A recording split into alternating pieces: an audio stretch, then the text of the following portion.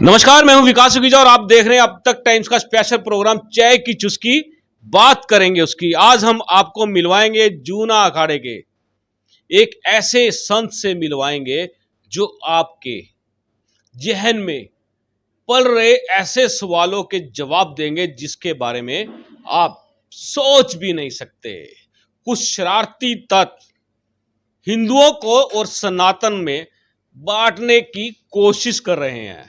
इसको भी लेकर हम जो सवाल करने वाले हैं उसके जवाब आपको मिलेंगे और आपको हम दिखाते हैं पूरा प्रोग्राम। नमस्कार, मैं हूं विकास सुखीजा और आप देख रहे हैं अब तक टाइम्स का स्पेशल प्रोग्राम चाय की चुस्की। बात करेंगे उसकी और एपिसोड नंबर है 86। अर्थात बोले तो एक गाना था लव 86।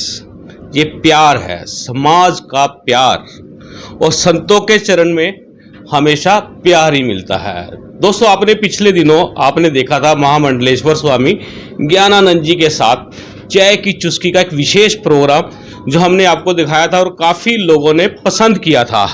और इस बार हम आपको दिखा रहे हैं और जिनसे मिलवा रहे हैं, बता देता हूँ, परिचय बता देता हूँ।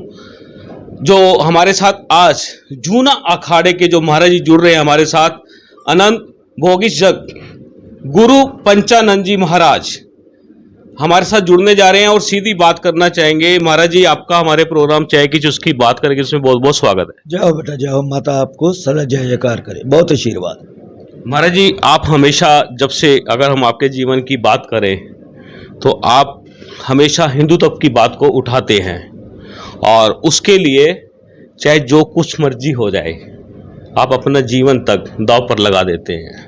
महाराज जी, करना क्या चाहते हैं?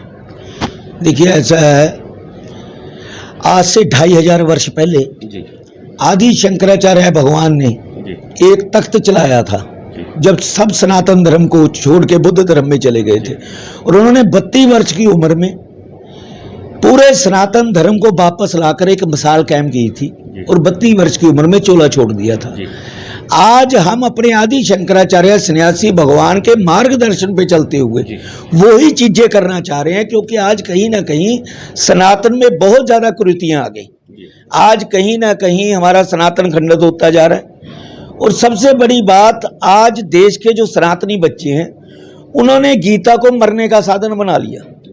परिवार में किसी बुजुर्ग के प्राण नहीं निकल रहे, उसे 18वां अध्याय गीता का सुनाओ, गंगा जल मुंह में डालो, जल्दी प्राण छूट जाए। और कथावाचकों ने इसे दुकानदारी बना लिया।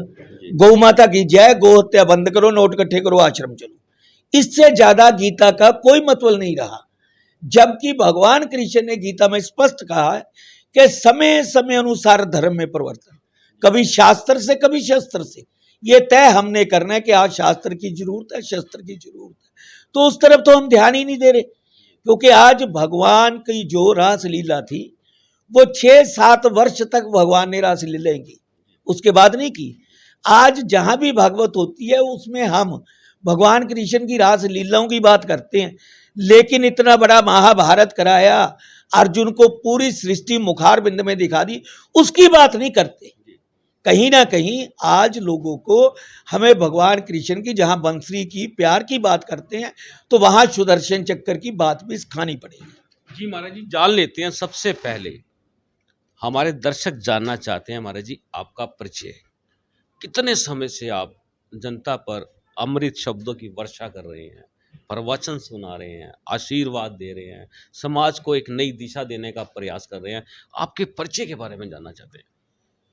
मैं 4 साल की उम्र से माँ काली के प्रसिद्ध तांत्रिक सिद्ध पीठ पटियाला काली माता मंदिर में सेवा कर रहा हूँ।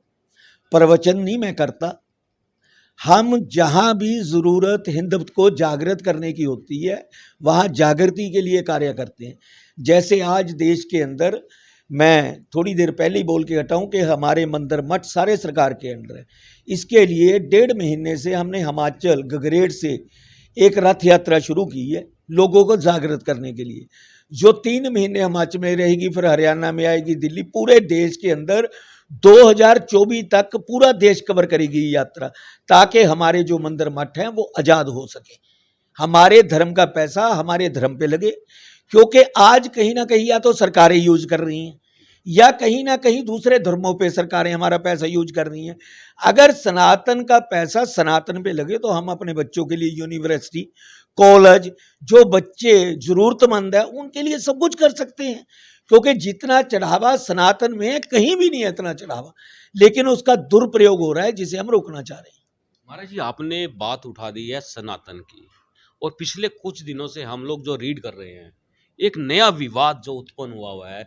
जैसे हम सीधी सीधी बात करें तो जो हमारे सिख बंधु हैं, उन्होंने अपने आप को बिल्कुल ही डिफरेंट एक सिख धर्म प्रमोट कर दिया है। और आज अगर बात करें तो ये सिख धर्म के कुछ कथावाचक हैं, कुछ और लोग हैं जो कहते हैं कि सनातन और सिख धर्म जो है ये आपस में भाई हैं। हिंदू कौन है, हिंदू की परिभाषा इन लोगों को समझाने की जरूरत है, बताने की जरूरत है। क्या चीज़ है ये? देखो, जहां तक आप सिख की बात करते हो, सिख कोई धर्म नहीं है, क्योंकि ये कुछ लोग रोड़ा डालते हैं। अगर हम 10 के 10 गुरुओं की बात करें तो 10 के 10 गुरु खत्री परिवार में पैदा हुए हैं। गुरु गोविंद सिंह ने कौम नहीं फौज बनाई थी मुगलों के खिलाफ, और 10वें पातशाह ने भी हमारी माँ चंडी से शक्ति हासिल की थी, इसीलिए उन्होंने चंडी की वार लिखी। आज भी आप देखोगे कि बहुत से जगह आज भी जो लामे फेरे होते हैं वो गुरु ग्रंथ साहब के नहीं होते। लामे फेरे अग्नि की होती है, गुरु ग्रंथ साहब की हाजिरी होती है, गुरु की हाजिरी। तो जहां तक हिंदू शब्द की बात है, ये लोगों को समझ नहीं आता। हिंदू वही है जो सनातनी है, जो सनातन को मानता है वो हिंदू है, जो सनातन को नहीं मानता वो हिंदू नहीं है। और सबसे बड़ी बात, हिंदू और सिख की जहां तक बात करते हैं, हमारा मांस और नौ का रिश्ता है, लेकिन कुछ चंद लोग जो पाकिस्तान के इशारे पर कट्टरवादी हैं, जो खालिस्तानी हैं, उनका 80 से विरोध करते आ रहे हैं भिंडरावाले की सोच का, क्योंकि आज भी पंजाब में दोबारा से माहौल खराब होना शुरू हो गया। जैसे 80 से 93 तक 13 साल में 35,000 हिंदुओं का कत्ल हुआ, तो अब फिर पंजाब में हालात वैसे बनते जा रहे हैं। उस लड़ाई के लिए भी हम तैयार हैं, क्योंकि हिंदू सिख खालिस्तान नहीं चाहते। चंद मुट्ठी भर लोग जो पाकिस्तान की ISI एजेंसी से पैसा लेके या विदेशों में बैठ के अपने फंड का धंधा चलाते हैं। इसीलिए जब हम लोग विरोध करते हैं वो थ्रेट करते हैं। वो थ्रेट इसलिए करते हैं कि उनकी फंडिंग कम हो जाती है वहाँ, क्योंकि वहाँ के लोगों को तो वो ये कहते हैं कि हमने यहाँ पे खालिस्तान अलाउंस करना बढ़ा चुके हैं, हम सारा कुछ तय है, जबकि ऐसा कुछ भी नहीं है। ऐसे जो गुरप्रीत पन्नू जैसे लोग बैठे हैं बाहर खालिस्तानी, मैं कई बार कह चुका हूं कि लोगों को मूर्ख मत बनाओ। अगर वाकई में आप 2020 रिफंडेड की बात करते थे, खालिस्तान की बात करते थे, तो वहां बैठ के ना करो, वहां की सिटीजनशिप छोड़ो, पासपोर्ट पाड़ो, पंजाब में आके बात करो। हम 80 में भी पंजाब में थे, 93 में भी पंजाब में थे, आज भी पंजाब में है। भागे तुम हो, भगोड़े तुम हो, हम नहीं। अगर पंजाब को खालिस्तान बनाने की बात करते हो, अपनी माँ का दूध पिया है, अपने बाप की औलाद हो, तो पंजाब में आके बात करो।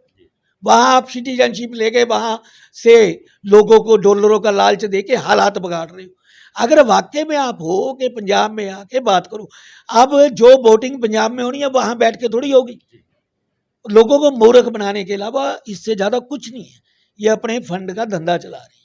बिल्कुल दोस्तों, आपको बता दें, कुछ शरारती तत्व हैं जिनको हम सीधा सीधा खुली चुनौती देते हैं। और जिन लोगों ने पिछले दिनों एक कथावाचक ने मुझसे बात की थी, उसके लिए भी बहुत बड़ी चुनौती है। वो धर्म शास्त्र पे बहस करना चाहता है, मुझसे कर सकता है, मैं उसके हर सवालों का जवाब दूंगा। लेकिन हमारे साथ जो महाराज जी जुड़े हुए हैं उनसे जानना चाहते हैं जूना अखाड़े के। महाराज जी, ये आपकी बात बिल्कुल ठीक है कि बाहर फॉरेन में बैठकर हिंदुस्तान का माहौल खराब कर रहे हैं, तो हिंदुस्तान की सरकार क्या कर रही है? देखिए, कहीं ना कहीं सरकारों की कमी है। सरकारें सदा से, चाहे किसी भी पार्टी की सरकार हो, वो आतंकवाद के आगे झुक के काम करती है। सरकारों को एक ऐसा कानून बनाना चाहिए कि इन आतंकवादियों को मार के कुत्तों के मुंह डाल देना चाहिए और चौराहे पे फांसी लगानी चाहिए। यहाँ तो उल्टा काम है। अब कसाब के ऊपर खरबों रुपया खर्च किया हमने, उनको मेहमान बना के रखते हैं हम लोग। जबकि आप पाकिस्तान की जेलों में जो हमारे आर्मी अफसर 71 के भी बंद हैं, उनको सूरज नहीं देखने देते वो लोग। यहाँ पाकिस्तान के जो कैदी बंद है उन्हें लंबड़दार बना देते हैं जेलों में। ये कहीं ना कहीं सरकारों की कमी है, इसीलिए आतंकवाद का हौसला बुलंद होता है। महाराज जी, कुछ लोग आके बोलते हैं कि फारसी के अंदर जो हिंदू का शब्द है वो चोर है। एक महिला है जो सरेआम इस पूरे मामले को इस तरह से टिप्पा टिप्पणी कर कर हिंदुओं के धर्म को ललकार रही है खुल्लम खुल्ला, और उसके साथ कुछ सिख समुदाय के लोग जुड़े हुए हैं जिनके बारे में आप कह रहे हैं कि वो खालिस्तान से संबंधित हो सकते हैं। तो ये क्या प्रोपगंडा चल रहा है देश के अंदर? एक्चुअली ऐसा है, जिसकी आप बात कर रहे हो वो यमुनानगर की है, करनाल की वकील है, करनाल की। ठीक है। तो पहले वो सभी हिंदू संगठनों के पास गई, उसे मुफ्त की पब्लिसिटी चाहिए और कुछ नहीं, और उसके पास कोई भी बात तर्क की नहीं है। जितनी भी बात है उसकी बकवास बात है। अगर कहीं भी वो समा रख के हमारे एक छोटे से संत, ये गग्गी पंडित संत है हमारे, इनसे ही तर्क बतर्क कर ले, बाकी संतों की तो बात बहुत की दूर की है, क्योंकि वो मुफ्त की पब्लिसिटी हासिल करने के लिए कुछ कथावाचकों को साथ लेके ऐसी बातें कर रही है, क्योंकि इन लोगों को ना तो सनातन की जानकारी है, ना हिंदुओं की जानकारी, और सबसे बड़ी बात, जिस परिवार में पैदा हुई है, जब वो उस परिवार के संस्कार नहीं सीख सकी तो वो किसी की कहाँ होगी? उसके परिवार के संस्कार सनातनी है, सारे ब्राह्मण परिवार से है वो, सनातनी है। मैं कह रहा हूं, जब वो परिवार की नहीं हुई तो देश की या आपकी या हमारी कहाँ हो सकती है? वो तो सिर्फ मुफ्त की पब्लिसिटी हासिल करने के लिए बकवास करती है और कुछ नहीं करती। महाराज जी, आपने कहा कि 13 साल में 30,000 हिंदू, 35,000 हिंदू पंजाब के अंदर मारे गए, आतंकवाद का शिकार हो गए। और हम बात करें जम्मू और कश्मीर की, वहाँ धारा 370 लगाकर वहाँ पर इससे भी कई गुना ज़्यादा हिंदुओं को मार दिया गया, और आज वो 370 खत्म हुई है। आपको क्या लगता है कि हालात सुधरेंगे या और बिगड़ेंगे? देखिए, ऐसा है, मैंने कश्मीर में बहुत काम किया है। सन 1995 में मैंने सारे आतंकवादियों को ललकार के लाल चौक में 4 लोगों के साथ तिरंगा लहराया था श्रीनगर में। क्योंकि हालात अगर हम करें बात कि धारा 370 टूटी, बहुत अच्छी बात है, क्योंकि महाराजा रणवीर कोट जो थी, जो देश के संविधान को नहीं मानती थी, वो खत्म हो गई। अब हमारा झंडा लग गया, हमारे देश का कानून चालू हो गया वहाँ पे। ये हमारे लिए मान की बात है। लेकिन लोगों को ये चीज़ समझनी चाहिए कि वहाँ सबसे बड़ा फायदा अडानी अवानी उनका होगा, क्योंकि उन लोगों ने इंडस्ट्रियाँ लगानी है। आज भी आप और मैं मकान बनाने के लिए ज़मीन नहीं ले सकते, इंडस्ट्री के लिए ले सकते हैं। तो इंडस्ट्रियलिस्ट तो यही लोग हैं सबसे बड़े, जो अपनी इंडस्ट्रियाँ लगाएंगे। अगर वहाँ 371 खत्म होती है, फिर जाके आप और मैं ज़मीन ले सकते हैं। 70 तो खत्म होगी, लेकिन 71 हिमाचल में भी है, असम में भी है, यहाँ भी है। तो जब तक 71 खत्म नहीं होती, हम नहीं ज़मीन खरीद सकते। जहाँ तक कश्मीरी पंडितों को बसाने की सरकार बात कर रही है, लेकिन सरकार पहले सुरक्षा व्यवस्था तो दे। आज भी रोजाना कहीं ना कहीं 10 से 20 लोग मर रहे हैं वहाँ, जो हिंदू समुदाय से हैं। तो पहले उनकी सुरक्षा को निश्चित किए, फिर पूर्ण उनको विश्वास होगा कि हम बच सकते हैं। और सबसे बड़ी बात, आज धारा 370 समाप्त होगी, लेकिन धारा 370 समाप्त होने के बाद मैं सरकार केंद्र से कई बार मांग कर चुका कि सरकार, जो हिंदुओं की ज़मीनें मुसलमानों ने कब्जा कर ली, 300 मंदिर तोड़ दिए, रेवेन्यू रिकॉर्ड में हेरा फेरी करके नाम चढ़ाए गए हैं, वो कैंसिल करके उनके नाम पे तो सरकार लाए ज़मीनें और उन मंदिरों का निर्माण दोबारा कराए, फिर हम सरकार पे भरोसा कर सकते हैं।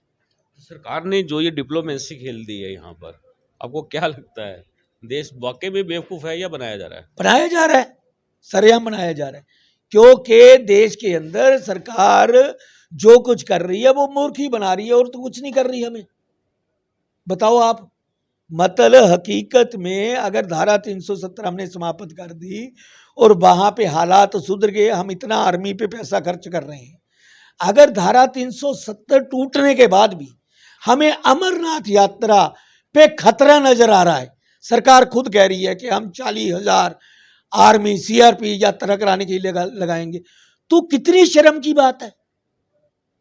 मतलब वो हमारे धारा 370 टूटने के बाद भी कुछ चेंज नहीं हुआ, इसका मतलब कि यात्रा के लिए सुरक्षा का इंतजाम करना पड़ेगा।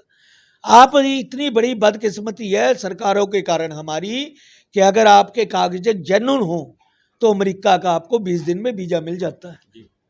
लेकिन यहाँ अमरनाथ यात्रा जो देश के अंदर हमारा अपना हिस्सा है, हमारी यात्रा है, यहाँ 2-2 3-3 महीने रजिस्ट्रेशन को लग जाते हैं। वो भी आदमी को रजिस्ट्रेशन मिलेगी या नहीं मिलेगी पता नहीं। तो इस बार तो इनको मौका था, जिस तरह से धारा 370 खत्म की गई है तो सरकार के पास मौका था, तो इस तरह का जो इन्होंने जो हर बार हर अमरनाथ यात्रा पर रख देते हैं रजिस्ट्रेशन करवाओ, अपना मेडिकल करवाओ, इंश्योरेंस मिलेगा, तो इसको 370 के आधार पे इस चीज को खत्म करके ओपन क्यों नहीं करना चाहिए अमरनाथ यात्रा को? कि मैं पहले कह चुका कि सरकार ने हज के लिए पैसा बढ़ा दिया, लेकिन अमरनाथ का तो टैक्स भी माफ नहीं किया। सरकार जवाब तो दे। हिंदूवाद की बात करती है, हिंदुओं का शोषण कर रही है, लेकिन हिंदुओं के लिए कर क्या रही है ये तो बताए। महाराज जी, कुल मिलाकर बात तो ये होगी, खरबूजा चक्कू पे गिरे या चक्कू खरबूजे पे गिरे, कटना तो हिंदुओं का तय है। वो तो है ही है। आज 80 करोड़ की आबादी होने के बावजूद हर स्टेट में हम लोग मार खा रहे हैं। क्यों खा रहे हैं? राजनीति के कारण, कि हमारा आज कोई भी पार्टी है हमारी नहीं है, हमें यूज कर रही है राजनीति पार्टी। इसका हल क्या है, सोल्यूशन क्या, आपकी नजर में क्या लगता है? हल तो देश के अंदर इतिहास गवाह है कि जब जब ऐसी परिस्थिति आई है तो सन्यासियों ने फतेह की है। चाहे वो महाराजों की लड़ाई, महाराजे हार गए तो अब भी सन्यासियों ने जीत के दी। इसीलिए राजाओं ने 5-5 हजार किला संतों को दान किया जमीन ने। तो जब जब देश और धर्म पे कृतियां आई या ऐसी बगावत हुई तो संतों ने कमान संभाली। अब भी कहीं ना कहीं सन्यासी कमान संभालेंगे, क्योंकि मैं आज समाज को ये बात कहना चाहता हूं कि कथावाचक संत और सन्यासी में अंतर समझे। आप घर पे प्रवचन अच्छे सुन के 5100 रुपए में नामदान ले लेते हैं, बाद में कहते हैं ये तो बाबा बड़ा खराब है, ये तो बाबा बलात्कारी है। जबकि ग्रंथों में कहा गया कि पानी पियो छान के, गुरु बनाओ जान के। आप एक बात समझो कि कथावाचक संत बनना आसान है, सन्यासी बनना बड़ा मुश्किल है। क्योंकि जो व्यक्ति का अपना वंश है वो अपने वंश के लिए सोचेगा।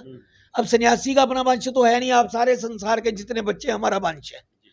क्योंकि सन्यासी आदमी के संस्कार होकर पिंडदान हो जाते हैं स्वयं के, और पिंडदान होने के बाद राख मल देते हैं, कहते हैं मल दी राख, दिल हुआ पाक, ना कोई माई ना कोई बाप। तो सन्यासी धर्म और देश के लिए जीतता है।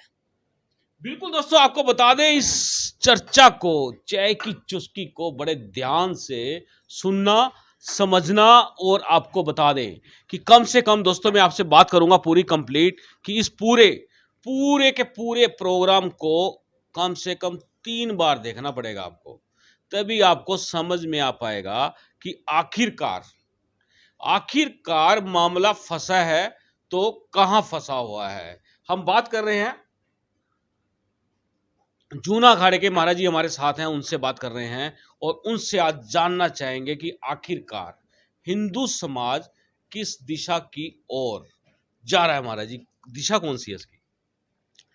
देखिए, ऐसा है कि जब भी कुछ माड़ा होता है तो हम सनातनी जितने भी हैं तुरंत कह देते हैं कि कलयुग आ गया। इसके अलावा हमारे पास शब्द ही नहीं होता। कोई भी माड़ी घटना होती है, कलयुग है, घोर कलयुग आ गया। जबकि कड़वी सच्चाई है कि जितना धर्म इस युग में है इतना धर्म कभी नहीं हुआ। आप 3 के 3 युग स्टडी कर लो, उन युगों में कभी किसी व्यक्ति को चाय फ्री नहीं मिली। आज शादियों भर के भंडारे हैं, उन युगों में 20,000 आदमी ने किसी भी धार्मिक स्थान पे नतमस्तक नहीं हुआ। तीनों युगों में आज पहाड़ चढ़ चढ़ के 5-5 लाख आदमी दर्शन करने जा रहा है। तो आज धर्म ज्यादा है, लेकिन उस समय जो 3 युगों में धर्म था, उस समय एक डिसिप्लिन था कि आदमी ने धर्म के खिलाफ कुछ किया पनिशमेंट होगी। लेकिन उस समय धर्म लोग दिल से भाव से करते थे। आज कहीं ना कहीं लोग जो धर्म कर रहे हैं वो नाम कमाने के लिए, पैसा कमाने के लिए कर रहे हैं, दिल और भाव से नहीं कर रहे। अगर दिल और भाव से करे तो उन्हें तुरंत रिजल्ट मिले, लेकिन दिल भाव से कर नहीं रहे। वो कहते हैं अगर कोई जागरण कराना है तो फिर नाम होगा, मोहल्ले में 4 पैसा बचेगा, इसलिए धर्म का कार्य कर रहे हैं लोग। हाँ, लेकिन ये 2 सालों में बहुत चेंज आया है। बच्चों के अंदर एक धर्म की जागृति पैदा हुई है। वो जागृति एक क्रांति के रूप में समझ आने लगी है हिंदुओं को कि जब तक हम नहीं लड़ेंगे, जब तक शस्त्र नहीं उठाएंगे, हमारा बचाव नहीं होगा। महाराज जी, बात करें पंजाब चुनाव की, तो पंजाब चुनाव का जो परिणाम था वो आपने देखा है। वन साइडेड पंजाब की जनता ने आम आदमी पार्टी को चुन लिया और चुनाव से पहले एंट्री होती है कुमार विश्वास की। वो आते हैं कुमार विश्वास, एक खुलासा करते हैं पन्नू का और आम आदमी पार्टी की एक डील के बारे में बताते हैं।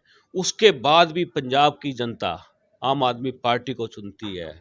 क्या लगता है, हालात सुधरेंगे या बिगड़ेंगे? देखिए, ऐसा है, पंजाब के हालात बहुत ज़्यादा बिगड़ेंगे।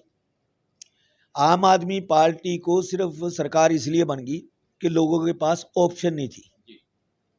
ना अकाली ना कांग्रेस, सब देख चुके थे वो।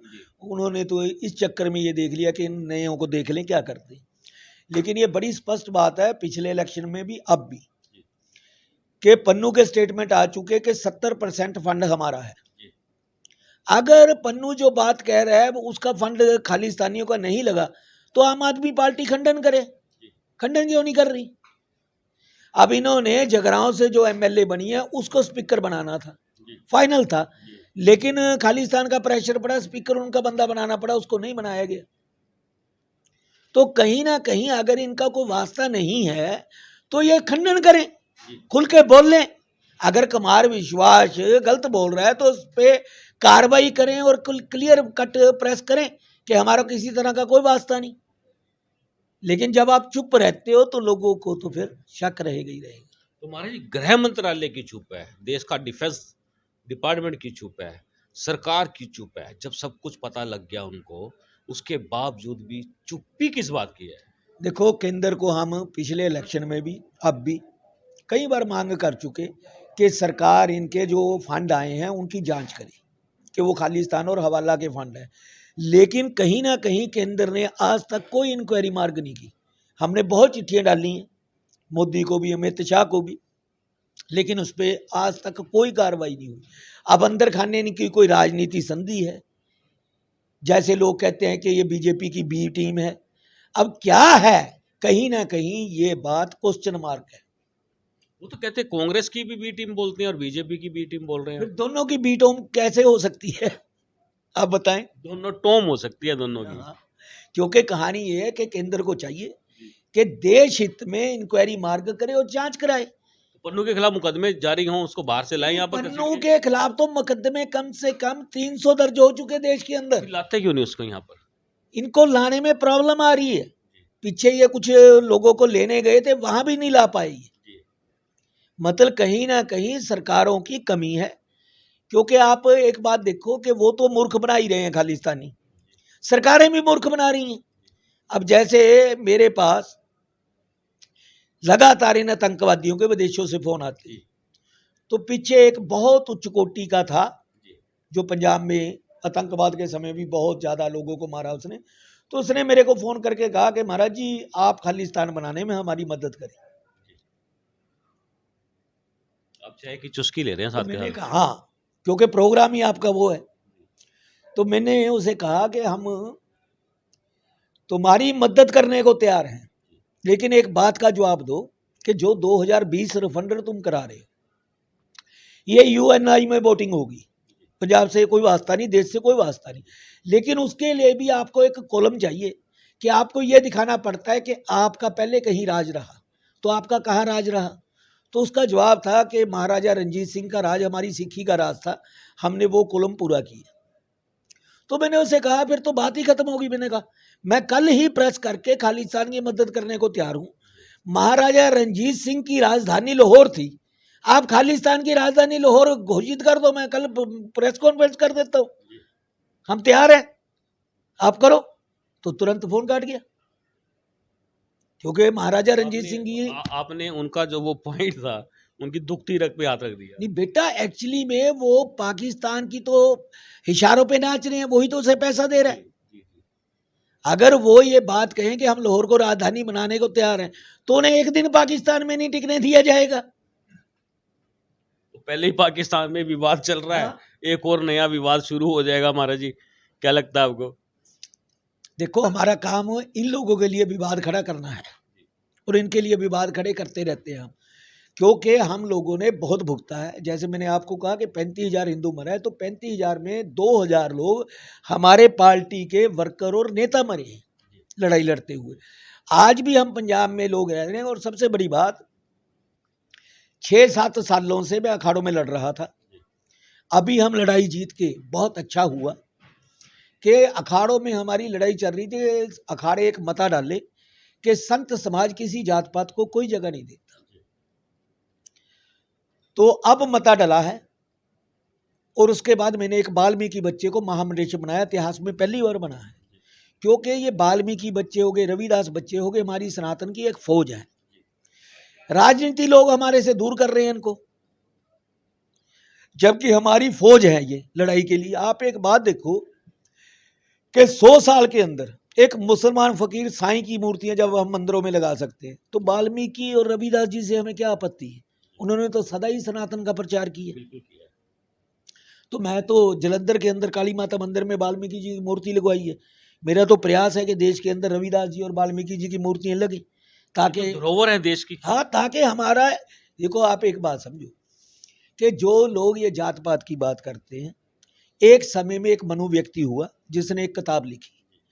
उसने क्या किया कि एक व्यक्ति सफाई कर रहा है उसे शूद्र लिख दिया, एक व्यापार कर रहा है उसे वरुण लिख दिया, एक लड़ाई कर रहा है उसे क्षत्रिय लिख दिया। आप ज्ञान मान रहे हो, आपको ब्राह्मण। लेकिन ये बात जन्म से नहीं थी, राजनीति लोगों ने इसे जन्म से बना दिया। अब आप एक बात देखो कि जो लोग ये बात करते हैं, मैं उन लोगों को पूछता हूं कि आप लोग मानते हो कि रामायण वाल्मीकि जी ने लिखी? कोई झुठला नहीं सकता।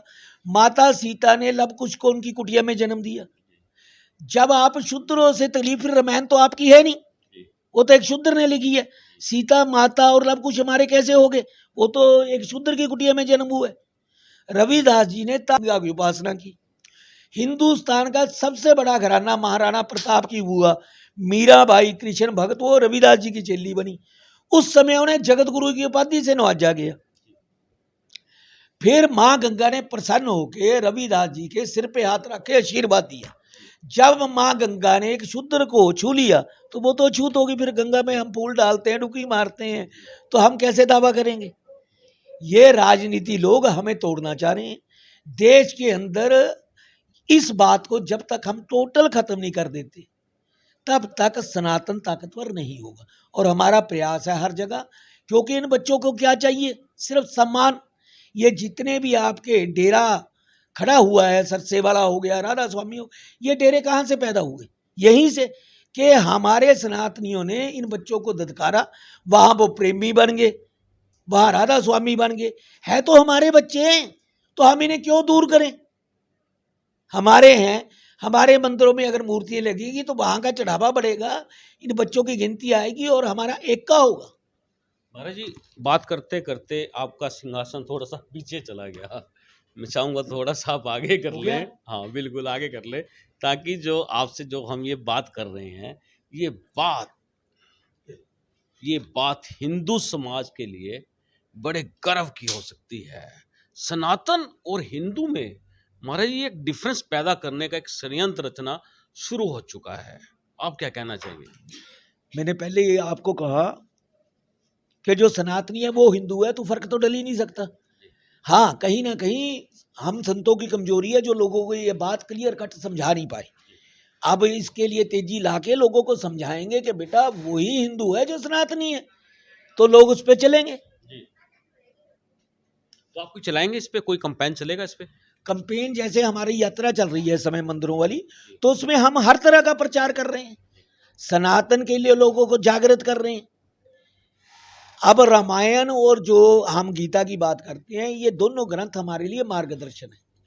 आज मेरे समाज के बच्चों को जो चाहिए हम वो दें, फिर जाके बात बनेगी। अब मैं संस्कृति बोलता रहूं, इन्हें समझी नहीं आनी।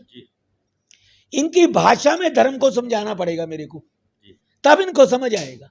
ये बहुत बड़ी बात आपने बताई है कि महाराज जो आपने ये बताया है ना, कि जिसकी जो भाषा है उसमें उसको धर्म ग्रंथ के बारे में समझाना बड़ा जरूरी है। महाराज जी, मेरा सवाल जो है कि पंजाब में बदलाव हुआ, आम आदमी पार्टी आ गई, उसके आने से उसके अंदर जो ऊर्जा उत्पन्न हुई, अब वो हरियाणा में, हिमाचल में इधर उधर पैर पसारने की कोशिश कर रहे हैं। आप क्या लोगों को रोकना चाहेंगे इससे जुड़े या ना जुड़े?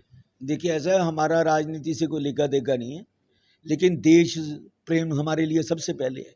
क्योंकि व्यक्ति को सबसे पहले राष्ट्र प्रेम होना चाहिए, फिर धर्म प्रेम। क्योंकि राष्ट्र है तभी धर्म है, तभी ग्रंथ हैं, तभी मंदिर हैं, तभी गुरुद्वारे हैं।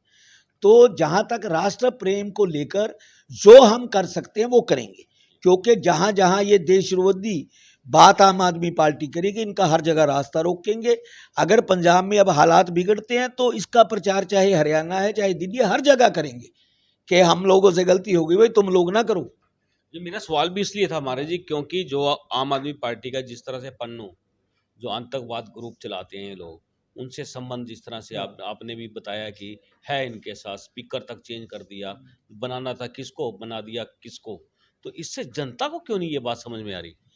देखिए, हमारे कहीं ना कहीं लोग लालची हैं, वो पानी और बिजली फ्री के चक्कर में बाकी चीजों को अनदेखा कर रहे हैं। अब आप एक बात समझें, भी उनका ये भी एक लॉलीपॉप था जो लोगों को समझ नहीं आया। उन्होंने कहा कि 300 यूनिट बिजली हम फ्री करेंगे, हर जगह प्रेस कॉन्फ्रेंस कर रहे थे। इलेक्शन के बाद लोगों को समझ आया है कि जो 300 यूनिट फ्री की बात की है, अगर 300 यूनिट से ऊपर आ गया तो आपको सारा भरना पड़ेगा। 300 माफ नहीं है, अगर 301 भी आ गया तो 301 भरना पड़ेगा आपको। तो ये कितना गुमराह करने वाला राजनीति है, बताएं आप। हमारे जी 300 आए और अपनी लाइट बंद कर देना। हाँ। 300 से 0.1 भी आ गया तो आपको तो पूरा बिल बनना पड़ेगा। क्या जबरदस्त राजनीति है। हमारे जी क्या लगता है ये इतने बड़े बड़े षड्यंत्र रचते हैं, जनता का बेवकूफ बना देते हैं? देखो, राजनीति लोगों का काम है जनता को बेवकूफ बनाना, और जनता का काम है राजनीति लोगों की चाल में ना आना। आज समाज जागृत हो रहा है, कहीं ना कहीं लोगों को समझ आ रही है, और ये जो समझ है लास्ट में इन राजनीति लोगों के खिलाफ एक बगावत खड़ी होगी, जैसे देश के हालात बन रहे हैं। तो महाराज जी अब आपसे बात करें तो अभी पिछले दिनों हनुमान जयंती पर दिल्ली के अंदर बहुत बड़ा कांड हुआ। सरकार सेंटर की, पुलिस सेंटर गवर्नमेंट के हाथ में है, हाथ पे हाथ रख के बैठी है। क्या लगता है आपको? देखिए, दिल्ली दंगों से पहले एक साजिश के तहत रामनवमी पे अटैक हुए, मध्य प्रदेश में हुए, राजस्थान में हुए, छत्तीसगढ़ में हुए। ये एक प्री प्लान्ड सनातन को निशाना बनाकर अटैक किए गए, उसी कड़ी में दिल्ली में किए गए। लेकिन एक बात बड़ी स्पष्ट है कि दिल्ली की जो पुलिस है वो सेंटर के अधीन है। अब तक स्ट्रॉन्ग कार्रवाई नजर नहीं आई। कल हमें खुशी हुई है कि जो मस्जिद के बाहर की दुकानें थी, अंक्रोचमेंट थी, वो ढाई। अब उनके लिए आम आदमी पार्टी स्टैंड ले रही है कि गरीब मार हो रही है, तो वो तो देशद्रोही लोग हैं। तो यहां भी कड़ी जुड़ती है इनकी कि आप क्यों उनकी मदद कर रहे हो भाई, जब वो अंक्रोचमेंट है और वो लोग दंगे में शामिल थे, ये प्रूफ हो चुका। तो फिर कहीं ना कहीं सेंटर दिल्ली पे बात कर रहा है, दिल्ली वाले सेंटर पे कह रहे हैं, लोगों को मूर्ख बना रहे हैं। निशाना कौन मर रहा है? हिंदू। तो विश्व हिंदू परिषद ने बड़ा कड़ा विरोध किया है, आपको लगता है संघ साथ में है? देखिए, ऐसा है, ये तो सारे, चाहे विश्व हिंदू परिषद है, ठीक है, चाहे आरएसएस है, जितने भी हैं, ये तो बीजेपी की टीम है सारी। वोट बैंक इकट्ठा करना है इन्होंने बीजेपी के लिए, उसी पे कार्य करते हैं। हम लोग जितना कार्य करते हैं, हमारा किसी राजनीति संगठन से किसी तरह का कोई वास्ता नहीं रहता। हम तो अपने धर्म और देश को लेके कार्य करते हैं। हम इन लोगों के जहाँ विरोध की जरूरत पड़ती है, हम इनका भी विरोध करते हैं, खुल के करते हैं। महाराज जी मेरा आखिरी सवाल है आपसे, आपका चोला संतों वाला है, वाणी में संतों वाले, जैसे कहते हैं तरकश में तीर हैं, वैसे आपके पास तीर भी हैं। जो ये मुहिम है हिंदू समाज को एकजुट करने की, जैसे बांटे जाने की कहते हैं, सनातन धर्म में कह देते हैं कि हिंदू के 33 करोड़ तो देवी देवता हैं, वो संस्कृत का शब्द है, जबकि वो उसका अर्थ ये है कि 33 कोटि के। मैं बताता हूँ इस पे क्या आप कहना चाहेंगे? देखिए, ऐसा है, ये लोगों को मूर्ख बनाया गया। 3300 करोड़ ना तो मेरी गौ माता का इतना बड़ा शरीर है कि 3300 करोड़ आए। हमारे एक संस्कृति के तरह देवताओं की भाषा थी कोटि। हमारे 33 प्रकार के देवता हैं, एक कोटि का मतलब 1 करोड़ होता था, उसको 33 करोड़ कहने लग गए। जबकि आप देखो कि जब देवी देवताओं में, गौ माता में देवी देवताओं ने वास किया तो लक्ष्मी को घमंड था, लक्ष्मी ने वास नहीं किया कि मेरे से बड़ा कोई है ही नहीं। तो जब लक्ष्मी का घमंड टूटा तो माँ के शरीर में जगह नहीं बची थी, तो लक्ष्मी को कहाँ वास करना पड़ा? गौ के गोबर में। इसीलिए गोबर को हम शुद्ध मानते हैं, ठीक है। तो कहीं ना कहीं लोगों को कहीं ना कहीं ले जाकर ये सनातन से कृतियों को गुमराह करते हैं। अब ये लोगों का काम है सिर्फ पैसे इकट्ठे करना, ना कि लोगों को जागृत करके धर्म के लिए खड़े करना। अब आप ये देखो कि इतनी देश के अंदर भागवत कथा 40-40, 50-50 लाख एक भागवत पे लग जाती, लेकिन एक भी सनातनी को भागवत नहीं धारण करा पाए हम। इतनी भागवतें होली, कारण आप बताओ क्या कारण है? क्योंकि वो दुकानदारी है, बिजनेस है, बोल रहे हैं। हाँ, उनका सिस्टम चल रहा है बस। अगर आप भागवत 10 सनातनियों को भी धारण कराने में कामयाब हो जाते हो तो फिर भगवान कृष्ण के सुदर्शन चक्र की बात 10 से 10 लाख लोग करेंगे, और जिसकी जरूरत है आज। बिल्कुल दोस्तों, आपको बता दें श्रीमद् भागवत गीता का जिस तरह से प्रचार प्रसार हो रहा है, इसमें और विस्तार की जरूरत है। महाराज जी, अंत में आखिरी मेरा प्रश्न आपसे कि देश की जनता को आप क्या मैसेज देना चाहेंगे जिससे देश में एकता का और ज्यादा विस्तार हो? देखिए, देश की जनता को एकता वाली बात एक साइड पे रख के मैं ये संदेश दूंगा कि उन्हें सबसे पहले देश प्रेम जगाना चाहिए, फिर अपने धर्म का कट्टर होना चाहिए। जब हर व्यक्ति अपने धर्म का कट्टर है तो सनातनी हिंदू क्यों नहीं धर्म के कट्टर होते?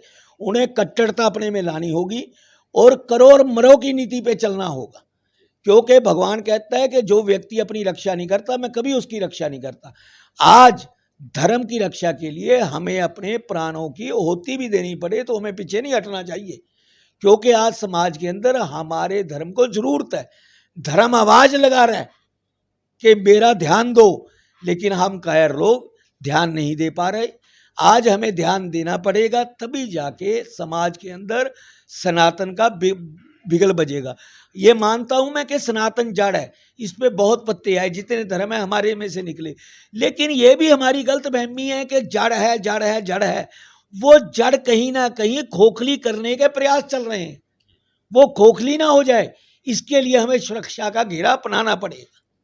महाराज जी, आपने हमसे बात की है, बहुत बहुत धन्यवाद। बहुत बहुत आशीर्वाद बेटा, जाओ। बिल्कुल दोस्तों, आपको बता दें ये थे हमारे साथ जूना अखाड़ा के महाराज जी, और आपको बताएं कि जाने से पहले जो एक बात हमने आपको बतानी है कि आखिरकार करनाल की बात करें तो 3 बड़े मामले इस समय बड़े गर्म है।